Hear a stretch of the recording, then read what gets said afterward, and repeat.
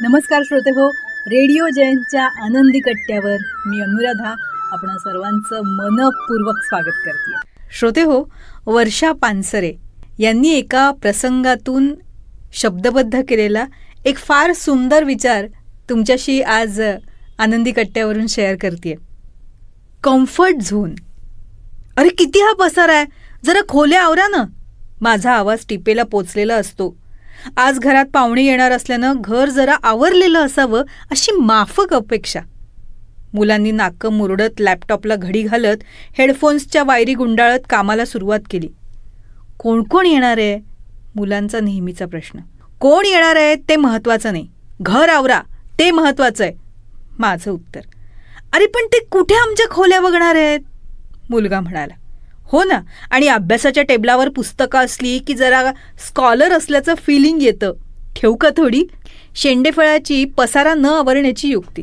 ते काही नाही, त्या निमित्तानं जरा पसारा हलेल, धूळ झटकली जाईल. माझ्या फतव्यानं सगळ्यांना कामाला लावलं. 2 तासाच्या अथक प्रयत्नांनी घराचा कायापालट झाला. बिछाण्यावरती झुळझुळीत चादरी पसरल्या, दिवाणखान्यात गालीच्या अंथरला, मंद वासाच्या फुलांनी फुलदाण्या सजल्या, पांढऱ्या शुभ्र कटवर्कच्या टेबलक्लॉथनं टेबल झाकलं गेलं. किणकिण आवाज करत काचेच्या डिनर सेटनं डायनिंग टेबलावर जम बसवला. रोजच्या भाजीपोळीला आज आराम होता. मानाच्या पुरी, पुलाव, श्रीखंडाला खास प्राधान्य मिळालेलं होतं. हे आपलं घर वाटतच नाही आपलं, शेंडेफळ म्हणालो.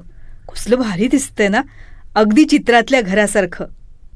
मला तिच्या डोळ्यातले भाव खूपच आवडले. हो ना, मग रोज आवरलत ना तर असंच दिसेल, मी असं म्हटलं. हो, पण मग रोज घर आवरावं लागेल आणि आपलं घर आपलं वाटायला थोडं तरी पसरलेलं हवं ना.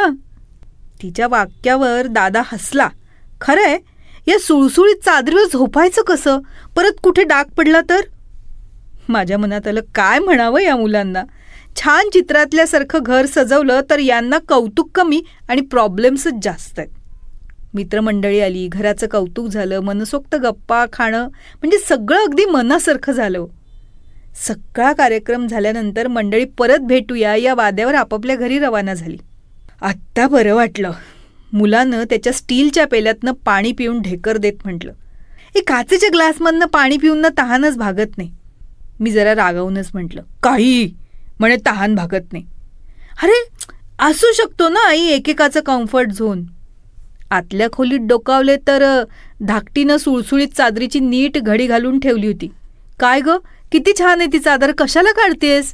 नको ग, मी आपली माझी जुनीच रोजची चादर घालते, खूप मऊ आहे, छान वाटतं त्या चादरीवर झोपायला.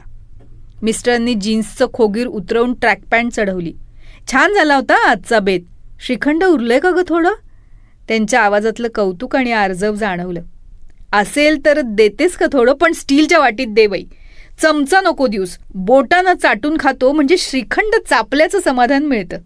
मी श्रीखंड आणायला स्वयंपाकघरात गेले आणि नाजूक काचेच्या डिनर सेटकडे बघून विचार आला, यांना वेळेतच धुवून पुसून जागेवर ठेवावं. श्रीखंडाची वाटी नवऱ्याच्या हातात देत मी मोरच्या किचनकडे वळवला. पण नव्या ड्रेसच्या जरीकाठाच्या ओढणीनं पाय मागे ओढला गेला. स्वच्छ धुतलेला सुती गाऊन अंगावर चढवला आणि मग काय काचेच्या नाजुकांना विसळायला सुरुवात केली. शेवटी काय हो, कम्फर्ट झोनमध्ये शिरल्याशिवाय मन शांत होत नाही हेच खरं. 4 दिवस छान बाहेरगावची ट्रिप करून आल्यावर घरचा वरण भात खाल्ल्यावर कसं मन तृप्त होतं ना, अगदी तसंच जेवायला येणाऱ्या लोकांनी साधा पिठला भात करा म्हटलं की खरोखर कम्फर्ट झोनमध्ये शिरल्यासारखं वाटतं.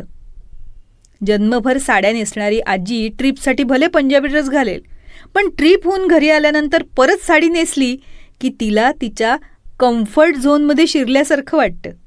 या उलट एखादी तरुणी सणासाठी नेसेल साडी, पण 2 तासांनी तिने तिची जीन्स डकवली की ती कम्फर्ट झोनमध्ये शिरते. मित्रांच्या बाबतीत, आवरलेल्या खोल्यांच्या बाबतीत किंवा पसरलेल्या खोलीच्या बाबतीत, ऑफिसच्या खुर्चीच्या बाबतीत, मोबाईलच्या बाबतीत, कपड्यांच्या बाबतीत, हो एक ना अनेक, प्रत्येकाचा कम्फर्ट झोन हा असतोच. मग चला आज आपणच शोधूया आपला कम्फर्ट झोन.